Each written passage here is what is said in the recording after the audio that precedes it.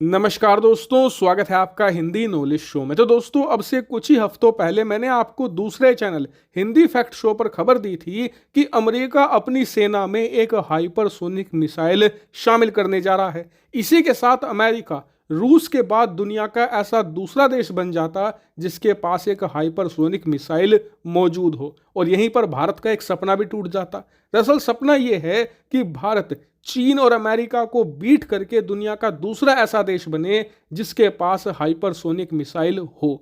लेकिन अमेरिका के ऐसा करते ही भारत अब तीसरे नंबर की लड़ाई लड़ता चीन के साथ। लेकिन किस्मत को कुछ और ही मंजूर था। दरअसल अमेरिका अपनी सेना में यह हाइपरसोनिक मिसाइल शामिल ही करने जा रहा था, लेकिन उससे पहले कुछ टेस्ट और ट्रायल होने जा रहे थे जो बिल्कुल फाइनल थे। लेकिन ये टेस्ट ऐन मौके पर फेल कर गए। क्यों? क्योंकि इन्हें रोक दिया गया कुछ इंटरनल इश्यूज के कारण, जिस वजह से टेस्ट नहीं हो पाए। और अब अमेरिका के इंजीनियर और साइंटिस्ट ये आइडेंटिफाई करने में लगे हुए हैं कि प्रॉब्लम कहां पर थी और हमारी इस मिसाइल ने कहां पर माल फंक्शन किया। और इसी के साथ अमेरिकी मीडिया ये भी रिपोर्ट दे रही है कि इस देरी की वजह से अमेरिकी सेना को हाइपरसोनिक मिसाइल मिलने में या तो कुछ महीने या कुछ साल भी लग सकते हैं, लेकिन कम से कम 1.5 साल का वक्त भारत को और मिल गया है। भारत इसका फायदा बहुत ही बम्पर तरीके से उठाना शुरू भी कर चुका है। दरअसल आज ही खबर निकलकर सामने ये आई है कि भारत की जो पहली हाइपरसोनिक मिसाइल होगी, जिसे हम अपने प्रोजेक्ट ध्वनि के अंडर डेवलप कर रहे हैं,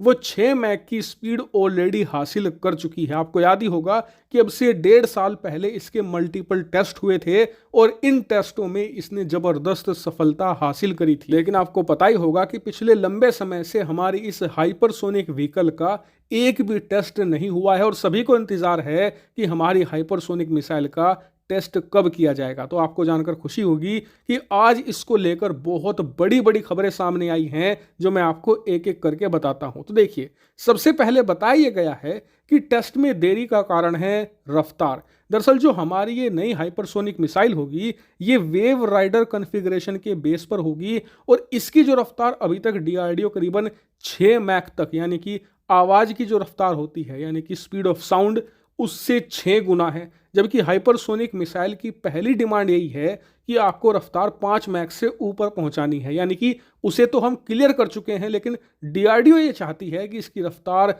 एकदम ऐसी रहे कि ये अनबीटेबल हो, यानी कि 10 मैक की रफ्तार, साउंड ऑफ स्पीड से 10 गुना ज़्यादा इसकी रफ्तार हो, यानी कि दुनिया का कोई डिफेंस सिस्टम, कोई भी डिफेंस मैकेनिज्म ना तो इसे ट्रैक कर सके और ना ही इसे मारकर गिरा सके। एक तरीके से आप इसे इनविंसिबल मिसाइल कह सकते हैं। और इसीलिए डीआरडीओ इस कोशिश में लगा हुआ है कि किसी तरीके से इसकी रफ्तार 6 मैक से बढ़ाकर 10 मैक तक पहुंचाई जाए, और इसीलिए इसके लिए एक नया थर्मल सिस्टम भी डिजाइन किया जा रहा है, उसे डेवलप किया जा रहा है। और इसी के साथ साथ इसके लिए एक नया गाइडेंस सिस्टम भी बनाया जा रहा है, ताकि सही तरीके से हम इसे टारगेट तक पहुंचाया जाए। क्योंकि सिर्फ रफ्तार ही सब कुछ नहीं होती, आपको प्रिसीजन भी हासिल करना होता है, मतलब कि लक्ष्य पर हिट करने की आपकी क्षमता एकदम एक्यूरेट होनी चाहिए। क्योंकि अगर ऐसा नहीं होता है तो यकीन मानिए, हाइपरसोनिक मिसाइल बिना किसी वारहेड के, बिना किसी परमाणु पेलोड के भी इतनी तबाही मचा सकती है जितने कि एक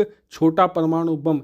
क्योंकि इसकी रफ्तार इतनी ज़्यादा होती है कि जब ये अपने टारगेट से टकराती है तो उस वेग की वजह से इतनी डिस्ट्रक्शन होती है कि आप सोच भी नहीं सकते। और इसीलिए इसकी जो एक्यूरेसी है, यानी कि टारगेट अगर आपने चीन पे लॉक किया है तो वो चीन के उसी शहर या उसी मिलिट्री कंपाउंड में गिरनी चाहिए, वो किसी दूसरी जगह ना जाए, वरना किसी दूसरी जगह भयानक तबाही मच सकती है। इसीलिए नया और बेटर गाइडेंस सिस्टम बनाया जा रहा है। क्योंकि आप खुद सोचिए कि स्पीड लगभग 2 गुना करने जा रही है डीआरडीओ। ऐसे में उस भयानक रफ्तार को हैंडल करना और उसे सही गाइडेंस देना हद से ज़्यादा जरूरी है। क्योंकि आपने सुना ही होगा, the great power come with great responsibility. लेकिन बात सिर्फ यहीं तक सीमित नहीं है। दरअसल इसे इस रफ्तार पर मैनूवर भी करना पड़ता है, क्योंकि रास्ते में अगर इसके कहीं डिफेंस सिस्टम आ गया तो उससे बचने के लिए ये अपना रास्ता बदल सकती है। और हाइपरसोनिक मिसाइलों की ये सबसे बड़ी खूबी होती है जो उन्हें इनविंसिबल बनाती है, यानी कि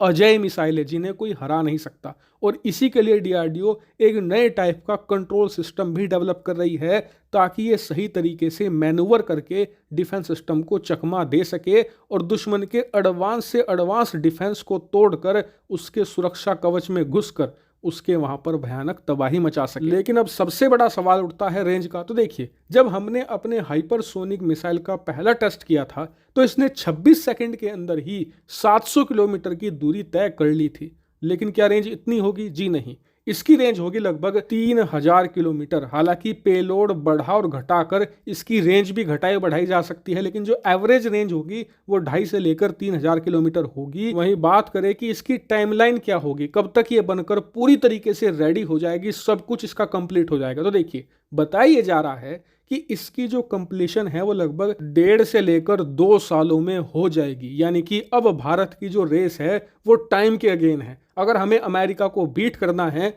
तो खुद तो फास्ट काम करना ही होगा, साथ ही ये भी प्रार्थना करनी होगी कि अमेरिका के 1-2 टेस्ट और फेल हो जाएं। हमारे पास पूरा पूरा मौका है। वहीं बात करें चीन की, तो चीन पिछले 7 सालों से हर साल दावा करता है कि इस साल उसने फाइनली हाइपरसोनिक मिसाइल का सफल टेस्ट कर लिया है। फिर अगले साल फिर वो यही बात दोहराता है। लेकिन आज तक का इतिहास है, चीन ने कभी भी ये कोई सबूत नहीं दिया कि उसने हाइपरसोनिक मिसाइल का टेस्ट कोई सफल दिया भी है। लास्ट ईयर इन्होंने एक खुला टेस्ट किया था और उसमें जो आंकड़े निकलकर सामने आए थे वो हैरान करने वाले थे, क्योंकि इतने सालों की तैयारी के बाद भी इनकी हाइपरसोनिक मिसाइल अपने टारगेट से 40 किलोमीटर दूर जाकर गिरी थी, जबकि इसकी एक्चुअल कैपेबिलिटी होनी चाहिए 50 मीटर, और ये उसकी बजाय अपने टारगेट से 40 किलोमीटर दूर जाकर गिरी थी। और बताया जा रहा है कि चीन आने वाले 3 से लेकर 4 सालों में अपनी एक प्रॉपर हाइपरसोनिक मिसाइल सेना में शामिल नहीं कर पाएगा। यानी कि हमारा असली कंपटीशन है अमेरिका और हम उसे बीट कर सकते हैं, हमारे पास अच्छा चांस है।